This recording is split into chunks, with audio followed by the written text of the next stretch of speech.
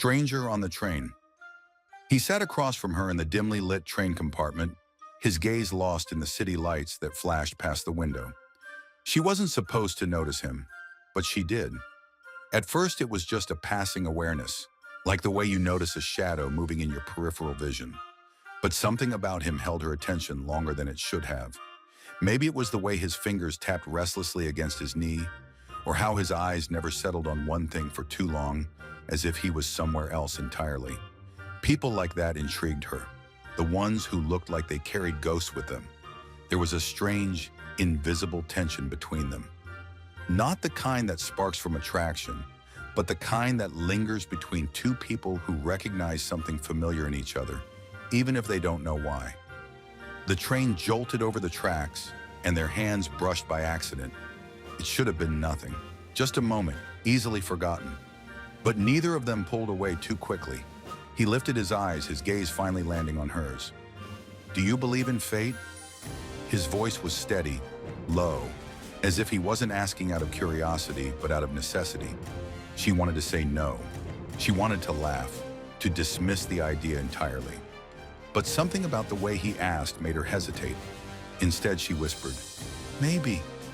A corner of his lips curved into a faint smile, but not the kind that comes from amusement. It was softer, almost knowing, as if he had just heard something significant. Not an answer, but a confession. The train groaned as it turned a sharp corner. The silence between them stretched, thick and weighted. Outside, neon signs flickered, and the blurred outlines of buildings passed like faceless strangers. The city never stopped moving, never stopped shifting. And yet, in this compartment, time felt slower, heavier. "Do you travel alone often?" he asked, studying her with a quiet intensity. "It depends," she replied evasively, as if leaving too much truth in her words would make her vulnerable. He caught onto her tone, tilting his head slightly. "And tonight? What is this?" She took a slow sip from her water bottle, letting her eyes drop to his hands. Strong hands. Hands that looked like they had held on too tightly once and learned to let go. "Tonight is an escape." His brow lifted slightly. "From what?"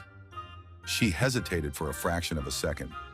Most people would have missed it, but he noticed. "Maybe myself," she finally admitted.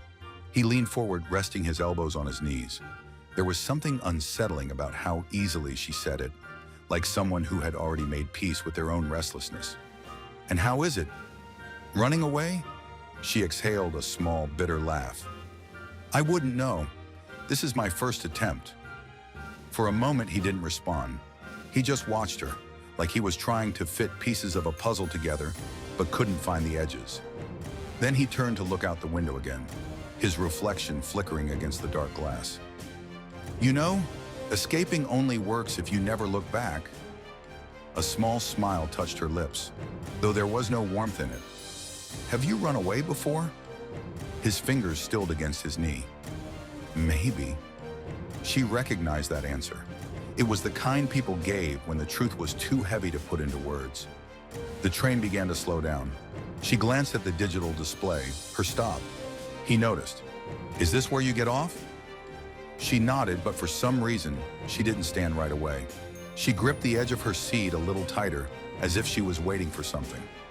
He watched her for a beat longer, his expression unreadable. Finally, she rose, moving toward the exit. When she reached the doorway, she hesitated, her fingers hovering over the metal railing. "Will you stay?" she asked, her voice quiet but steady. He met her eyes, his own dark and unreadable. "Should I?" She held his gaze for a second longer. Then, without another word, she stepped off the train. The doors slid shut behind her with a finality that made his chest feel strangely tight. The train lurched forward again, pulling him away from the station, from the moment, from whatever this was or could have been. He kept looking out the window long after the platform disappeared from view. His fingers tapped against his knee, restless, thoughtful. He didn't usually dwell on strangers, but something about her lingered in his mind. The way she spoke, the way she hesitated, as if expecting him to stop her. He let out a slow breath, rubbing a hand over his jaw. What if he had followed? What if he had asked for her name? What if... Outside, the city blurred into darkness. The train rumbled on, carrying him forward, while his thoughts stubbornly remained behind.